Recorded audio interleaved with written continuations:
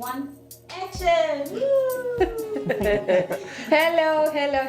Hello. Welcome back to Talk with Becky. Thank you so very much for joining me. Thank you for growing with me and for agreeing to be here, because I have so many people that have joined me during this season 2. And recently I started a topic that is very, very dear. I think all the topics are dear, but this one is one of those where it's not easy to talk about. You know, it's not easy to be vulnerable. And I said, well, why not just again bring people here and we can be vulnerable together. We can share what we have faced. We can share the things that we are, dealing with.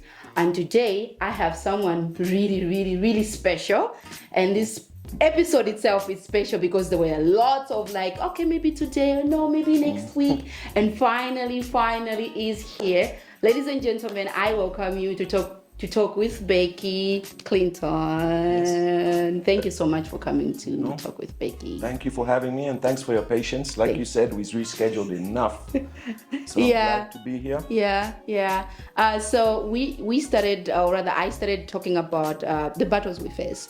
And I remember some few months ago, I was like, you know what? I don't know what I was doing, but I know that I'm aware of is it Sanity House? Yes, Sanity House. And I've commented a lot of things on what Mr. Daniel is a friend of mine, and I just go through a lot of posts. And when I came across your post, I read something on, is it Kalemba? And I was like, I want him on Talk with Becky. I want to just dig deep and finding out what happened. How did he get himself there, and where he is right now? So before we get into the depth of the topic, I just want us, I want you to let us know a little bit about yourself. So who is Clinton? Okay, so let me face you. It's a bit of a difficult question because even in myself, I'm trying to learn who I am.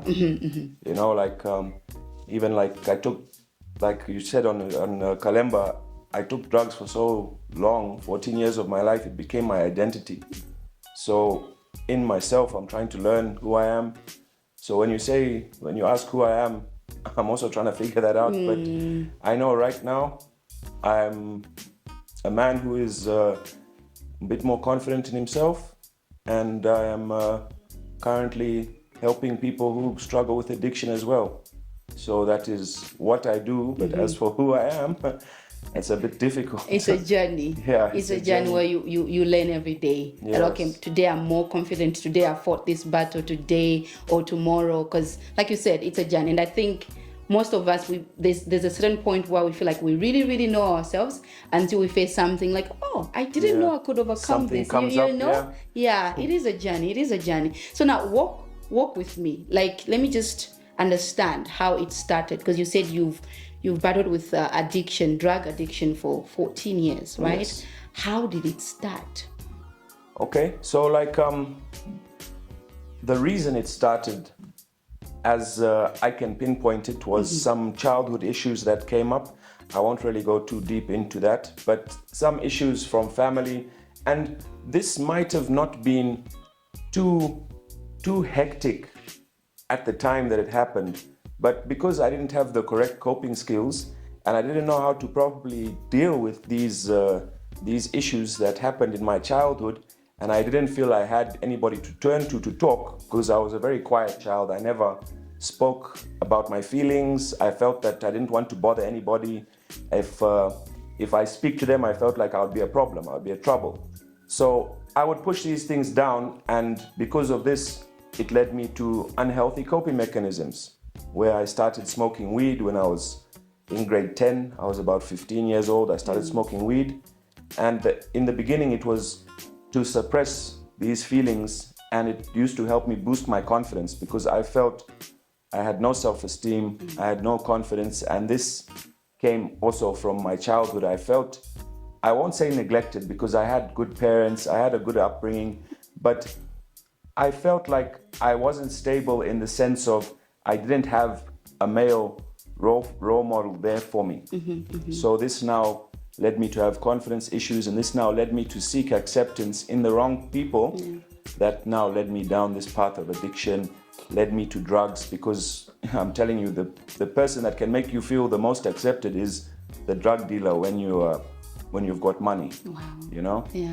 Yeah. And during the times that you started this, and you said you started in grade 10, how was it like? Were you connected with some people? Well, people were also taking, drugs, or did you feel like, okay, maybe I can share with someone, with family? Did you at some point did that, and then you felt like, okay, maybe they don't understand what I'm going through, so you kind of went back to using drugs? No, this goes back. I didn't want to be a burden, so I felt that I needed to deal with these issues on my own, which was wrong. I see that now. But at the time, I felt that it wasn't their problem. I needed to figure it out in myself. So I didn't want to talk to anybody. I didn't want, or even try, to seek help in the way of opening up to somebody and saying, no, this is what I'm doing. Because even in myself, I didn't understand the feelings I felt, and I didn't understand why this substance made me feel the way it did. I just know that I liked that it made me feel confident. I liked that it gave me the ability to talk better to people, which I thought it was enhancing my performance, when in fact it was superficial, because I was in my own delusions thinking that this is what's going on. But in reality, it was nothing. It was making me worse off. It was giving me more problems. So during the time that you were using drugs, how was your relationship with your family? Okay, so addiction is progressive. So you would find that the more time you spend in it, things start deteriorating in yourself, in your relationships, in your finances, in every aspect of your life, spiritual life, mental, physical, every part of you starts deteriorating over time. So when it comes to the relationships, in the beginning, there was not really too much of a problem, because they would just be like, people would find that I would be a bit isolated. So they would think, oh, he's just dealing with something, teenage things, know how teenagers are. So it wasn't really questionable behavior in a sense, because I was just isolating myself, and then there was small disciplinary things at school. So the relationships didn't get off track. And then as it started progressing down the line, and I started stealing from family, I started stealing from other people, causing robberies on the streets. When I started hanging out in Chiwolia and hanging out with such people like that, when I started having problems with police, as these things started happening, the relationship started deteriorating, where my family members would fear for themselves and fear for all their items, because they think that, no, as long as Clinton is around, something can go missing. If he hasn't had his drug, he can end up maybe trying something violent. I was never a violent person, but you can never underestimate somebody that's taking drugs. It completely changes you. I say that when a drug addict is two people, he is who he is when he uses, and then he is who he is when he's craving. And who he is when he's craving is somebody who is capable of anything. So there's that paranoia and that fear that they had, where they always had to watch what they were doing. They had to look around. Then even just the fact that the police, they would think that, no, I'm going to have problems with police. Police will be coming around. They would think that, no, maybe some other friend of mine that was an addict would now try and come and rob from the house, So there was always that fear, even just some of my family members were in a sense of danger, because if someone had a problem with me, they would try and take it out on them. So the relationship deteriorated to the fact that they had to push me away for their own protection. But then at the same time, they were also hurt, because they had to watch me basically killing myself without realizing it. And then they were helpless to do anything about it. They just had to watch. No, I saw the pictures. I saw the pictures.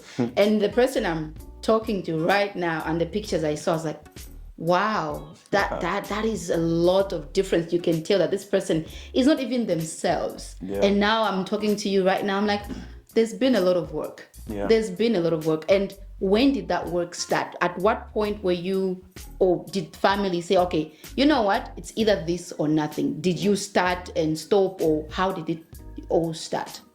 Okay, so like, this is okay, with addicts, you can have everything falling down around you. Your whole life can be on fire and imploding, but as long as you have your substance, everything is fine. And I never felt that I was losing control. I never felt that things were bad until I actually stopped using and looked back and thought, wait, this was just completely out of control. It was completely crazy just thinking about some of the circumstances and the situations I was finding myself in. It was madness, you know? Yeah. But when I was in addiction, I never saw it like that. That's how it is, you know. Substance-induced psychosis has 3 symptoms, and that's disorientation, delusions, and hallucinations. So the very essence of it is delusions making you think everything's okay. The disorientation, you don't understand where you are or what's happening around you. And then of course the hallucinations is you start hearing the voices and seeing the shadow people because you're taking these drugs. And I never thought that they were bad. I didn't even want to go to rehab. You know, like, I went to rehab because it was the DEC were saying that, no, you know what's going to happen, we're going to put you back in prison. So the DEC reached out to the family to say that it's just a matter of time, and this time is going away for 5 years. So I basically was told by the family that, no, this is what DEC is doing. We can't continue watching you do this to yourself. If you want to continue, well and good, you continue, but we're not going to watch you. Go and stay by yourself. You go and do what you want to do. We'll leave you in the hands of the law. So I chose rehab because I thought, no, rehab will be easier than prison, because I didn't like prison, you know? So that's the reason I went to rehab. It's not even because I wanted to change. It's not because I thought that things were crazy and I needed something to happen. It was just like... That's the only option I have. It's just prison or rehab. Yeah. Wow. And how was the journey there when you got there at the rehab? When I got there, I was difficult. I ran away twice, you know? I was very difficult. Like I said, I never thought anything was wrong. And the drugs literally become your identity, where I couldn't function without drugs. I thought that was everything. That was my life, was drugs, you know? So like when I wake up in the morning, the first thing I do is I know, okay, I have to work. So I say, okay, where am I going to get money for my drugs? If I don't get the money for the drugs, I'm not working, I'm not doing anything, you know? So the journey there, it was hard. And it was only after like the second month that my mind started clearing. And I actually started saying that this place I was in was terrible. And there has to be something better. You know, I was looking at people around me, looking at where I was, and I was thinking that this can't be all there is to life. I can't let my life end like this. What is my legacy gonna be? You know? You mentioned something like you didn't feel like, or you didn't think anything was wrong. Would you say, was it easier for the people at the rehab to work with you? Because if someone says, I'm fine, everything is okay with me, how then do you help such people? You know, like how did they, you know, get through to you? Because you felt like everything was okay. How did that happen? I was very difficult, and I've even been told that I was very difficult to work with. I was a problem. I was very difficult. You know, I was sarcastic. I was rude. I didn't want anything. I was basically just trying to manipulate the system however I could.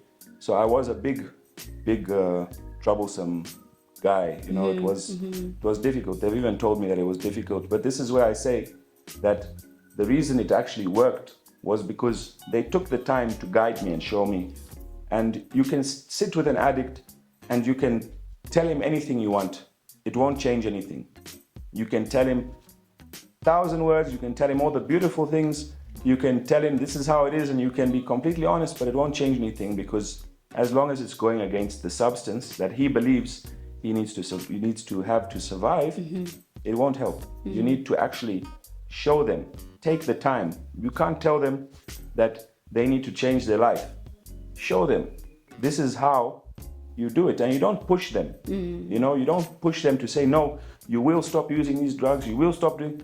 Show them there's a different life. Show them they have value in themselves. Show them that there is hope and it can be different. Yeah. You know, and then if you take the time and they see that you're putting the time and effort in, they can actually start say, hold on, I actually can do something about this. You know, let me try. Yeah, that's massive. That's massive, and it takes a lot. I hope that the people at the rehab, you know, don't give up, especially when they face people who are just hard, because it's not everyone. You know, you are an example. It's not everyone that goes there that is ready to like, I want to change. You know, like I don't like who I am. I want to be better. That's our saying. Our saying at the rehab is we don't give up around here. Whether you are the addict trying to get clean, or whether you are the person who is struggling with someone who is not really ready to get clean and keeps on falling back into old behaviors and then comes back out again. We don't give up. We try and try.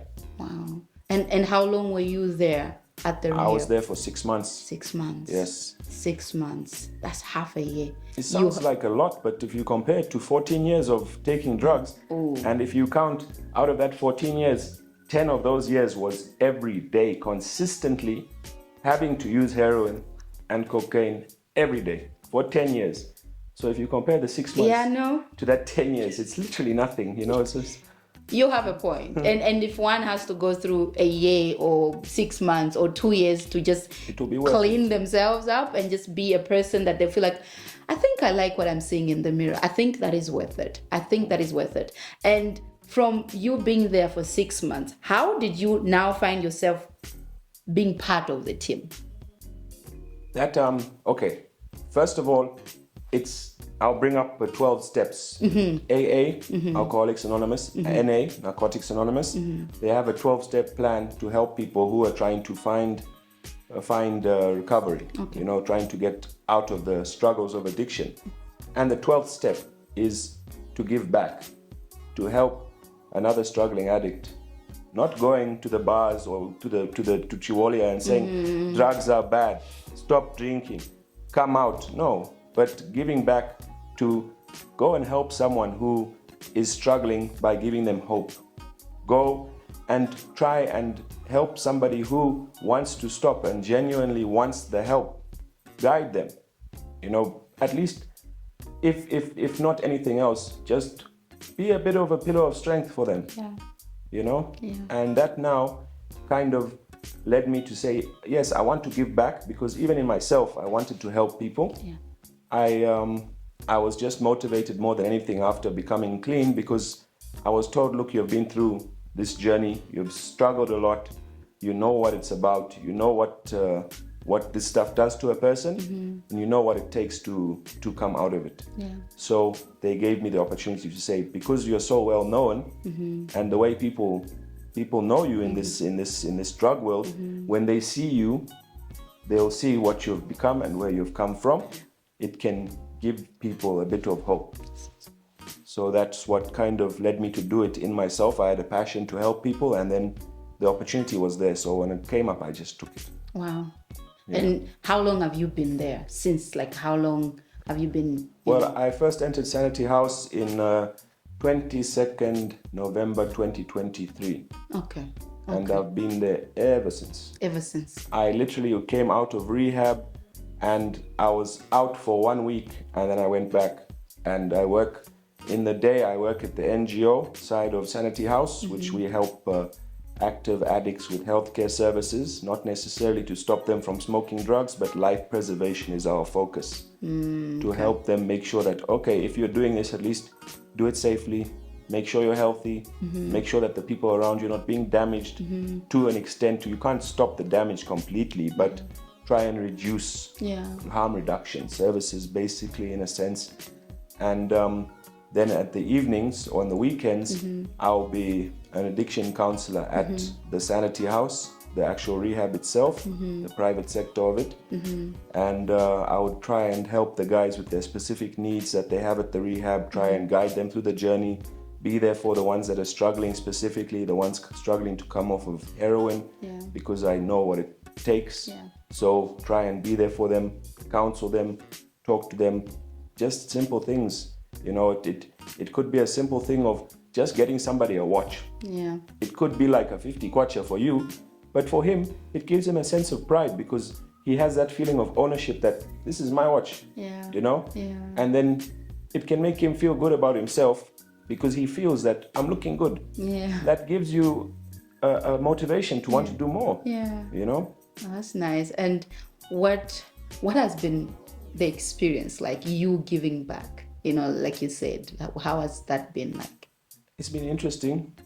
It's been an interesting road, you know, filled with lots of different stories of how it's been, you know, from the sense of me working with clients in Chiwolia to the sense of me working with clients in the rehab, to even just certain clients that have been schizophrenic, you know, because certain people that take substances are people with mental illnesses that don't understand it, you know, ADHD, bipolar disorder, you know, then there's the schizophrenia as well. So there's many illnesses that people really don't understand, and they, like, for example, schizophrenia, people will smoke weed. The schizophrenic people will smoke weed because it stops the voices, you know? So it's somehow self-medicating with the wrong information and no help. And then the people that come to us, they say that, no, he's just an addict or she's just an addict. And then as we're taking the journey, we realized to say, hold on, there's something else. Then we have to get psychiatric help. And then we found out that this person's actually schizophrenic, you know? So it's been a journey. I've learned a lot. But I keep on going because there's still a lot of work to be done. You definitely are. I love the name though, Sanity. You definitely are giving sanity to people. We bring them back to sanity. That's amazing. And what would you, how would you encourage someone that is dealing with one that is addicted to drugs, and this is a person who also doesn't feel like there's anything wrong with themselves, everything is great? Now, you as a parent or a caregiver, what would you say to them, specifically to them? What I would say to them, first of all, is, as difficult as it might be, don't give up. You need to distance yourself a bit, in a sense of, that, for example, this person can't be around money because they will be abusing the money. So you have to know the limitations within the addict, and you have to keep a bit of distance, but you can't completely withdraw yourself. You need to let them know that you're there for them. They have that support system within you. And you should also try your best to try and lead them down a different path. You have to get help. Counseling services help a lot. Rehab services help a lot. But you need to try and be there for them. And that's a very difficult thing to say, because you'll have to stay there with them and wait for them to be ready to stop. This is where it is. Like, even at Sanity House, the one of the requirements is the person who is the addict has to say, I'm willing to give this a try. We don't take people that aren't willing, Wow. So we have to wait for that person to be ready, and it takes a lot, and it's hard. But you can't give up hope, because if you say that he's an addict and you push him away, isolate him, the community won't accept him. They'll say, no, he's just an addict. They've got that word, what they call them, I don't really like that word, but you say that, no, this is just an addict, and then the whole community will push them away. And then now the only companionship they find is in other addicts or drug dealers. So how do you expect anything to help or get better when they just find themselves with other addicts? That's heavy. That is quite a lot, and especially if you want to help and someone is not ready to get help, but you have to be there. So now, to someone who has, or has been on this journey, but they feel like, am I really getting somewhere? Because there's that time where, like, okay, you've gone clean for 2 weeks, then someone shows you like something, and then you're like, what would you say to them? Like, how would you share or encourage them? okay, when someone has that idea in their mind that they will go and use drugs, nothing's going to stop them. No one saying anything will stop them. You can lock them up, but as soon as you let them out, they will go and use. So there's nothing really I can say. Yeah. I would say to them, try and just give it 10 minutes. If you can reach 10 minutes, try and give it 30 minutes. Basically, see, after 30 minutes, do you still want it? You know? Then after 30 minutes, if you still want it, think to yourself, what is this going to do for me? Yeah. Like, what is this actually going to contribute to my life? And then remember where it took you to make you want to stop. Yeah. You know what they say is rewind, replaying the tape. So in your mind, before you go and use it, think about where you're going to get it from, where you're going to get the money from. Think about all the people that you'll be saying no to just by you saying yes to drugs. Think about all the people that have believed in you that now will completely lose hope just because you've decided to go and take this one drug after you've been fighting so hard. Think about now starting from day one again with the sickness, going through the motions. Think about hurting your loved ones, and think about going to prison or even potentially being shot because you're in Chiwolia and C5 comes and mistakes you for a criminal, you know, or maybe some fight breaks out there and you get injured. You know, so think about what potentially can happen to you just because you decide now you want to use this one little substance. I hope we are thinking, because I'm just thinking, and I'm just, sad just thinking about it. And I hope that we are able to, just really, really, really think, don't overplay it, just really, really think as a person, like, okay, I've done so much. I really, really want to be better. But if I do just one thing, it can really take me, 10 steps, 20 steps backwards. Or worse, I could go to prison or die. Okay. I don't know if I've left anything else, but this has been amazing. It's really heavy on my heart. I don't know why that is, but I feel like it's because it's a story that I know that most people might be battling with, and you may not say it. And some people are, they're model about it. Like, they will just use once or twice. They've not, if you're using it and you're addicted, you just don't know how to use it. But like he said, it's progressive. It's progressive. When you start, like, it's just once, okay, once in 2 weeks, 3 times, in a month, then suddenly you can't live without it. He used it for 10 years, every day, 10 years. Okay, so you may be fancy about it, but you don't know how many years you're losing just for, it's me. I'm an accountant. It helps me with numbers. Or it helps me, look, I'm a doctor, when I think about it, for Kaya Chingon, it's not really that bad for you, as a doctor. Whatever excuse you tell yourself. Right? Yeah. There's so many excuses that you can give yourselves or you can tell yourself, but think about the many years that you are losing out. I don't know if you have any last word. Oh, before we do that, how can people, reach Sanity House? Is it free? Is it not free? How can people, because I know that there are people out there that would like to have their sanity back. So how can they go or reach out to Sanity House? Our Facebook page would be ideal, where you can now come and learn about Sanity House a bit. And you can reach out to us on our Facebook page, or you could contact me. My number 0973 125 119.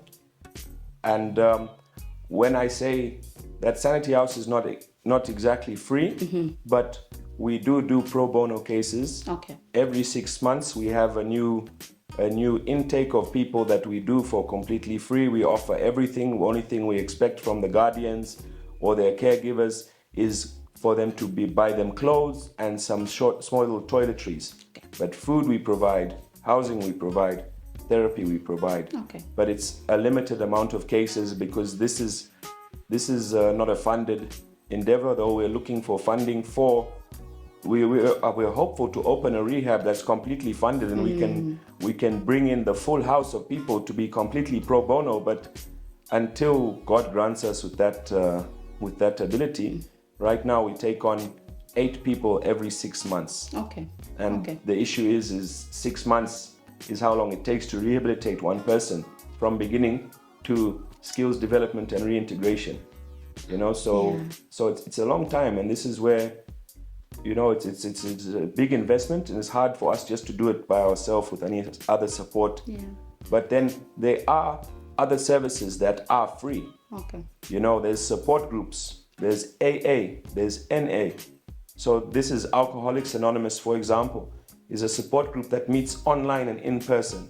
They meet online every day, and they meet in person 4 times a week. So this is a service you can be linked to. So you can at least go and find help in the 12 steps. Find help in people who have been where you are and have come out. So even though you might think that no, rehab is expensive, I can't afford it, that mustn't stop you from reaching out. Because there are things that can be done. There is counseling services that can be given. Some people give mentoring services for free. All they expect is just for you to show up and take it seriously. So I wouldn't say that even if you think that it's over expensive, you still need to reach out. You still need to come through and try, because you will and you might find something you don't expect in the help that you actually need. Wow. Okay. And where is Sanity House located? We've got 3 centers. Okay. Our one center is a standard center which we give to people who they basically don't have any job. They're not in school. They're like extreme addiction. That's in Meanwood, Kwamwena. Then we've got our corporate center, which is an employee wellness program for people who have got jobs or people who are in college, a bit maturer people who are a bit older but need the services because they're still struggling with addiction. That as well is in Meanwood, Mutumbi. Then we have our female center, which is Blossom House, which I must say is the first female center that was opened in Zambia that completely caters to the specific needs that a woman might have and a woman might need in a rehab. That is found in Chudley. Then we have our headquarters found in Chamba Valley. Yes. If you need any more details, I believe Mr. Clinton has shared a lot, and his number, he has also shared it. However, I am happy going to put the name for Sanity House and also his number as well. Guys, let's get help. Let's get help. We need help. We need to be a people that are right in the mind. That way you'll be a people that will be useful to the society. Because each individual, each one of us, whatever we carry, whatever we believe, whatever we know of ourselves is what we bring to the table when we go out there. Okay? So if we take serious, if we really think about it, you're doing yourself a favor, but also the community at large, the families. Okay, forget about the community. Think about your families. Think about the people that you say, I love and I would do anything for them. And if you do think about that and you really want to be better, he has shared so many things, so many services that maybe you could not afford the private services. You could also, reach out for the others that are free. Clinton, I cannot thank you enough for sitting here, for sharing your story, for sharing what Sanity House is all about, and really sharing hope to the people out there. There's so many people that will be like, okay, guys, I'll share the pictures. I will share the pictures and the stories. If he can sit here, talk about hope, talk about the things that he's been through and what he is currently doing, I know you can also do it. So thank you so much. No, thank you for having me. But I'll just like to finish off by saying that not only if you're struggling with substances must you reach out. You should reach out even if you just find yourself in need of counseling services. It's best that you talk to someone. Even just in life, the amount of stress that we face, it's best that you have someone that you can talk to, that you can confide in. If you're feeling that you've got depressive symptoms, reach out to somebody. Not necessarily has to be Sanity House, but reach out to somebody that can be there to help you. Yeah. Whether it's anxiety, whether it's depression, whether you just want to vent, try and reach out, because it's very important. You need to focus on your mental health, and you need to know what you're going through and what you need. It might not be big at the time, but that doesn't mean you should wait for it to become big. Deal with it while it's still a growing problem within you. Yeah. Because you might find yourself in Chiwolia sleeping on a bench because you let things build up to the point where you couldn't control it anymore. Yeah, no, that's very true. That is very true. Thank you so much. Again, I really do not know how to thank you or how I can thank you, but I believe that I will call you again because I love such kind of topics. I love such kind of conversations. Really, it's about building each other, and that way we're able to build, society. If Mr. Clinton did it, I believe you can also do it. So please, let's talk. Okay, let's share. This is why Talk with Becky is here. You don't have to talk with Becky. Talk to the people you trust. Reach out to a counselor. Reach out to your pastors. Whoever you feel like you are confident to share your problems with, please do that. Because again, if you don't, like he said, you didn't really know what was happening. Then finally you find, something that you can smoke, something you can sniff on, and suddenly that's become your habit. So let's deal with problems now to avoid whatever happens later on. Prevention is better than cure, right? All right, guys, this has been Talk with Becky. I am so honored. I am so grateful for Mr. Clinton for coming through. And thank you so much for watching. Please remember to follow me on all my other social media platforms. Subscribe to my YouTube channel and let us grow together, because that is what Talk with Becky is all about. Until next time, bye. Bye.